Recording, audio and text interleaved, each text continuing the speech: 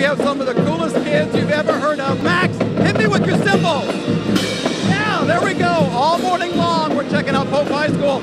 It's right here in the box, 1 kilometer square area of abandoned old buildings where Valley Marines, like those walking right next to me, are learning what it's like to fight in Iraq. Right now we're inside of the house. We have 3 Marines who are injured, all of them holding orange cards with their injuries listed so that the soldiers know how to treat their buddies. It's a little different today. It's a very special school of about 200 students. There's a pre-K program. Courses for students are, a little bit older than your average high school seniors. Now, these kids come from all over Georgia. Some of them spend almost an hour on the bus just to get to school. Hey, let me show everybody what's on our website, because we have some great stories this morning and then some video that you're not even going to believe. It's a nanny cam. Let me get through the news, though, first. Now that Clayton County has shut down C-Tran, go to the website, look under Metro Atlanta News. You're going to find this story right here. Lots of people are wondering how they're going to be getting to work these days. New details are emerging about the suspect in the failed jetliner bombing on Christmas Day, and now Republicans are pointing fingers.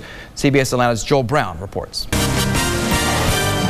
We begin with some breaking news in DeKalb County. SWAT teams are outside of a home on Casa Drive and Mill Avenue in Clarkston. CBS Atlanta Sky Eye flew over the scene as agents approached the home. You can see right there, police say it all started when they tried to serve a warrant at the home this morning. Police in East Point are looking for a man who robbed a pawn shop right there. We're backing up to give you a little perspective right here. CBS Atlanta Sky Eye is live over the scene at Pawn American on Willingham Drive.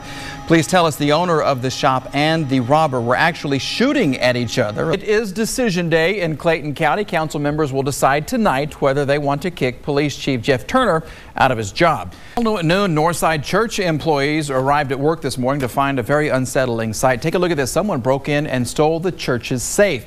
This happened sometime after the last service Sunday night. New today at 4. Imagine you go to the sink, you turn on your tap, and nothing. Yeah, well, fortunately, the state of Georgia has a game plan to make sure that it just doesn't happen. The governor's water task force today outlined a plan to keep our water flowing. Let's talk about it. CBS Atlanta's Renee Starzik has more on what the plan means to you. It's nice outside as long as you're inside. Yeah, it's kind of chilly out there. Let's go ahead and check it out. Meteorologist Jennifer Valdez is in the Storm Tracker Weather Center with more on this. Jennifer. Yeah, it's pretty. Could you imagine the presents under their Christmas tree? Oh my just gosh, you just have to have a room dedicated. I bet they do. They probably do. All right, I'll tell you what, it was cold when I came in at 3 a.m. Yes. and it was cold when I came back at 3 p.m. I know, not much change out there today, Dagmar. Oh, that's right, Mike. You're going to have to bring your mittens and your scarves no matter what time you head into work over the next 24 hours. Started only 2 years ago as a way for bands to communicate, MySpace is now growing exponentially. It's so popular, Rupert Murdoch bought MySpace for $500 million. Here's a look at how MySpace has taken the Valley by storm, bringing with it all kinds of trouble. For Valley kids, there's nothing hotter than MySpace. Ask any of them and they'll tell you. I go home from school and the first thing I do is check my MySpace. So hot, in fact, the 2-year-old website gets more hits than Google. So hot, I had to check it out with the Action 4 News Our Generation reporters, student journalists who generate stories about high school you see on Action 4 News. It's like the phone number is becoming prehistoric now. Nobody's giving out phone numbers. It's like, I want your MySpace. It's so popular, high schools in Rio Grande City, McAllen, La Jolla, and Harlingen have banned MySpace from school computers. We found ways to get around it with using proxies and stuff, and then they started to ban proxies, so now there's no way. But then these teens defend MySpace, saying the reason about 180,000 people around the world sign up each and every day is to keep in touch with friends and listen to music. You can find it on almost every MySpace profile, along with personal information, blogs, and pictures. For complete access into a MySpace account, you have to sign up. So that's what I did. A few quick keystrokes, and I'm in. Okay, now that I am officially a MySpace.com member, take a look at the pictures Valley kids are putting on their websites. Girls first with their dazzling smiles, wedding pictures, and pink poodles. For the boys, there's money, cars and trucks, San Juan football, and some guy who lives in a trailer down by the river. But that's not all. There's another side to MySpace, a dark side filled with cleavage and close-ups, submission, disturbing pictures, and guns. Then there's the sex. You're so sexy. Page after page of revealing photos taken with camera phones pointed at mirrors.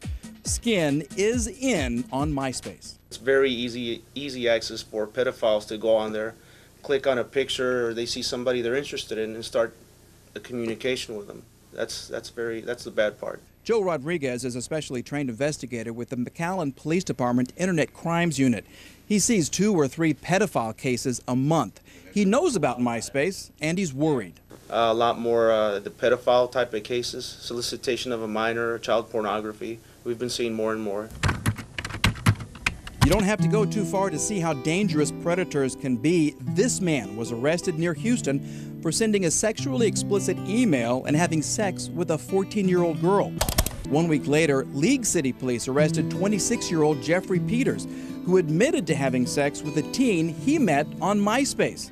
And these aren't isolated cases. The Center for Missing and Exploited Children reports more than 1,200 cases of adults using the internet to hunt for children in 2005, and it hasn't stopped in 2006. Do you know of anybody who has received kind of strange emails? Myself. I mean, you put yourself out there, you have this profile, you have pictures of yourself, it says what high school you go to, and yeah, I've gotten strange messages from people who say, I think you're really pretty, I want to talk to you, blah, blah, blah. We decided to test the waters, so to speak. So with the help of our promotions producer, Erica, we came up with a profile. It's of a young girl named Michelle who's about to turn 15. Guess what? It didn't take long for older men to come knocking. All right, so what happens to Michelle? Does an older man try to arrange a face-to-face meeting with a 14-year-old girl? And do Valley teens listen to parents when it comes to MySpace? Listen to this.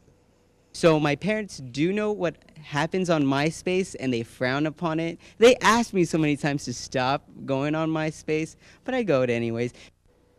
Well, tomorrow night, find out why MySpace is so appealing to teenagers and what they're looking for when they log on. Is it friendship, pen pals, or is it sex? Also discover how MySpace is responding. That's all tomorrow night at 10 as Action 4 News continues our investigation into the lure of MySpace.